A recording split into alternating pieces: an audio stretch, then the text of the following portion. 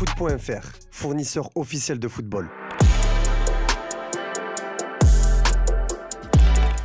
Bonjour à toutes et à tous et bienvenue dans ce JT Foot Mercato du lundi 16 juin. On ouvre cette édition avec les grosses tensions au sein de la Ligue de football professionnel qui sont en train d'exploser.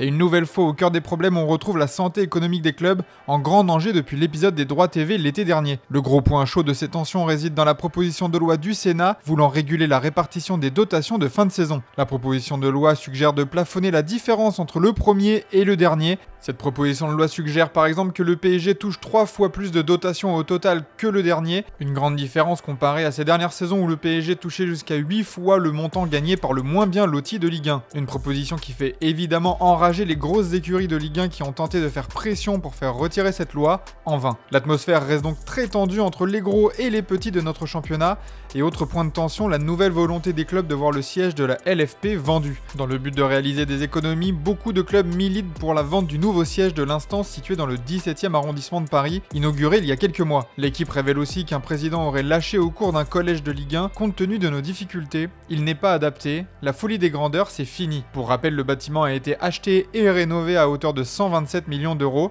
mais une vente n'est pas simple. En effet, le montage financier utilisé pour acheter le bien obligerait la Ligue à perdre de l'argent en cas de vente. On quitte les bureaux pour revenir sur le terrain avec une déclaration choc de Manu Koné pour Foot Mercato. L'objectif est de gagner la Coupe du Monde. Le milieu international français s'est confié sur l'équipe de France, sa première saison à Rome et les souvenirs de ses JO, et on peut dire qu'il ne manque pas d'ambition. Quand tu es talentueux et que tu es la France, potentiellement, tu veux gagner la Coupe du Monde. Donc l'objectif numéro 1 et le seul, c'est de gagner la Coupe du Monde. Le joueur de la Roma a aussi insisté sur la bonne ambiance qui est régnée dans ce groupe France avec désormais une génération jeune qui prend le pouvoir. Espérons que les Bleus nous montreront un meilleur visage qu'en Ligue des Nations. Au rayon du mercato, l'OL est en passe de boucler une recrue surprise. Selon nos informations, le club rhodanien suivrait avec attention Eric Smith, défenseur central de St. Pauli en Allemagne. Toujours sous le coup de sanctions de la DNCG malgré la vente lucrative de Ryan Cherki à Manchester City et peut-être celle à venir de Lucas Perry, Lyon est à l'affût des bons coups et le Suédois peut y ressembler. 1m94, pouvant jouer aussi au poste de milieu défensif, le joueur de 28 ans a disputé 34 rencontres toutes compétitions confondues la saison dernière, à chaque fois comme titulaire. Cette arrivée potentielle pourra compenser les départs prochains de Warmed Omari ou Douye Kaletatsar et injecter du sang neuf à l'arrière-garde lyonnaise à suivre. Au PSG, la très bonne saison du club a attiré l'œil de plusieurs clubs sur ses stars, dont William Pacho. Le défenseur équatorien a fait forte impression cette saison et s'est imposé comme un taulier de l'équipe parisienne aux côtés de Marquinhos, de quoi susciter l'intérêt du Real Madrid. Après la victoire contre l'Atlético de Madrid, le joueur a été interrogé sur cette rumeur, mais Pacho a balayé très vite les doutes. Je suis heureux ici, j'apprécie être dans cette équipe qui est merveilleuse. De la même manière, Luis Enrique ne s'est pas montré surpris de l'intérêt supposé du club espagnol. C'est normal que tout le monde veuille nos joueurs, mais c'est difficile de les faire partir du PSG. Ça bouge aussi à l'OM, mais cette fois-ci dans les bureaux. Le club phocéen a annoncé la nomination d'Alessandro Antonello au poste de directeur général du club. Une arrivée importante puisque le dirigeant italien de 65 ans a été président de l'Inter Milan de 2017 à février 2025. Il devient membre du directoire au même titre que Pablo Longoria et Alban Juster, directeur général finance et compliance. Dans le communiqué, l'OM précise quelles seront ses missions. Au sein de l'Olympique de Marseille, Alessandro Antonello prendra en charge le développement économique du club.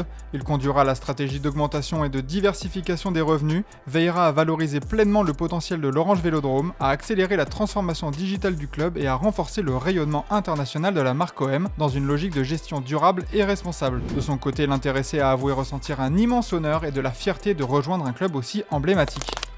On se tourne vers l'étranger et l'Italie où la composition du staff de Gennaro Gattuso se précise. En plus de Gigi Riccio, son assistant historique, plusieurs légendes vont garnir l'équipe de la légende du Milan AC.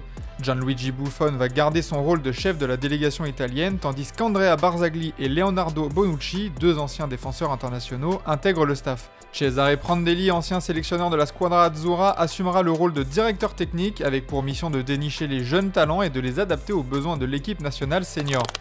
En Serie A, Naples continue de prospecter sur le marché et après avoir accueilli Kevin De Bruyne, le club italien a coché 2 noms pour renforcer son attaque, tous deux venus d'Angleterre. Jack Grealish et Alejandro Garnacho sont pistés par le Napoli selon The Sun. L'un présente l'avantage d'être un ancien coéquipier de De Bruyne à Manchester City et l'autre avait déjà été pisté après le départ de Visca Kvaratskhelia au PSG l'hiver dernier. Mais surtout, ce sont deux joueurs poussés vers la sortie par leur club et donc des dossiers potentiellement faisables.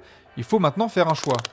En Turquie, le Fenerbahçe cible une ancienne star de l'OM. Après une saison en demi-teinte à l'Udinese, Alexis Sanchez pourrait se relancer en Turquie. À 36 ans, le joueur est sur les tablettes de José Mourinho qui verrait en lui un joueur capable de les emmener vers le titre de champion de Turquie qu'il chasse depuis 2014. La concurrence est rude pour le Fener puisque River Plate serait aussi sur les rangs pour le rapatrier en Amérique du Sud.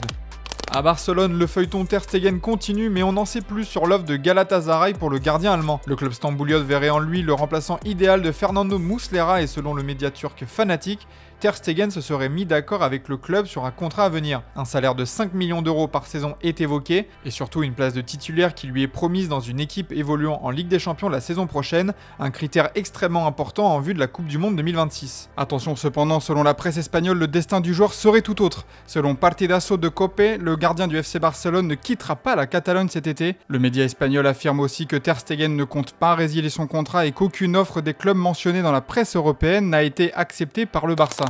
Par ailleurs, le Barça avance tant bien que mal sur le dossier de l'ailier gauche tant convoité cet été, alors que 3 noms semblaient se détacher ces derniers jours, Luis Diaz, Nico Williams ou Marcus Rashford, un 4e viendrait se rajouter à cette liste, Rafael Leao. Selon Mundo Deportivo, cette arrivée pourrait se faire par le biais d'un échange avec Ronald Araujo. Massimiliano Allegri, le nouveau coach du Milan AC, serait un fan du défenseur central uruguayen et aurait demandé à l'avoir la saison prochaine. Le Barça serait de son côté disposé à le céder si l'ailier portugais réalisait le chemin inverse. C'est officiel, le FC Barcelone a payé la clause libératoire pour s'attacher les services de Johan Garcia. La volonté du club catalan n'était jamais à remettre en doute ces dernières semaines, mais les difficultés économiques du Barça avaient inquiété. On parlait même d'un nouveau prêt à la banque pour se l'offrir, mais désormais, l'affaire est réglée. C'est même l'Espagnol Barcelone, le futur ex-club du gardien, qui l'a annoncé via un communiqué obligé au vu de la cotation en bourse de l'Espagnol Barcelone. La clause libératoire fixée à 25 millions d'euros a été levée, il ne reste plus que le feu vert de la Liga pour permettre au FC Barcelone de recruter le gardien de 24 ans, un feu vert tout de même difficile à avoir au vu des dernières saisons. La légende Pedro prolonge à la Lazio. Le joueur de 37 ans s'éclate du côté de l'Italie depuis quelques saisons et n'est pas prêt de raccrocher les crampons. C'est le club de Rome qui l'a annoncé aujourd'hui. La SS Lazio annonce le renouvellement du contrat du footballeur Pedro Rodriguez qui restera sous le maillot des Bianco Celeste jusqu'au 30 juin 2026. Champion du monde et d'Europe, vainqueur de tous les grands trophées internationaux de club, Pedro a su incarner les valeurs d'expérience, d'équilibre et de dévouement sur et en dehors du terrain. Pour rappel, la saison dernière, l'ancien du Barça a été important pour son équipe avec 10 buts en 30 matchs de Serie A. L'aventure romaine continue pour lui. En France, Adrien Truffert a annoncé son départ du Stade Rennais. Dans un message publié sur son compte Instagram ce lundi, Adrien Truffert, le joueur de 23 ans, a annoncé son départ de Rennes, où il a été formé et promu capitaine cette saison. On peut notamment lire en dessous d'une vidéo hommage les mots suivants: ma maison, mon club, merci Rennes. Le latéral français part donc pour l'Angleterre et plus précisément à Bournemouth où il signe un contrat de 5 ans avec les Cherries. Seulement quelques minutes après son départ de Rennes, l'officialisation a été confirmée par le club anglais où il signera un contrat de 5 ans. Il y a des pages qu'on referme avec émotion, le cœur serré mais empli de gratitude. Aujourd'hui, c'est l'une d'elles. Après 10 ans passés au Stade Rennais, je m'apprête à tourner une page immense de ma vie. Adrien Truffert met donc fin à une histoire d'amour commencée en 2020 avec les Rouges et Noirs, après 191 matchs pour les pros.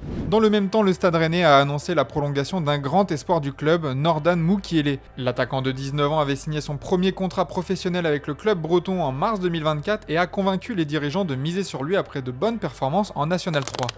On se quitte avec l'image du jour et le premier trophée d'homme du match pour Vitinha après la victoire du PSG hier soir contre l'Atlético de Madrid. Une nouvelle grosse performance individuelle et une célébration tout en sobriété malgré les chants MVP du vestiaire parisien. Voilà, c'est tout pour ce JT Foot Mercato. Merci de votre fidélité et on se retrouve demain pour d'autres vidéos sur Foot Mercato.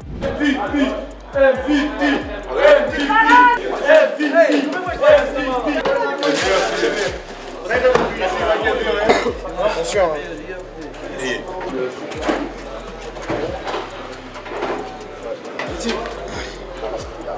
C'est ici, la belle, hein.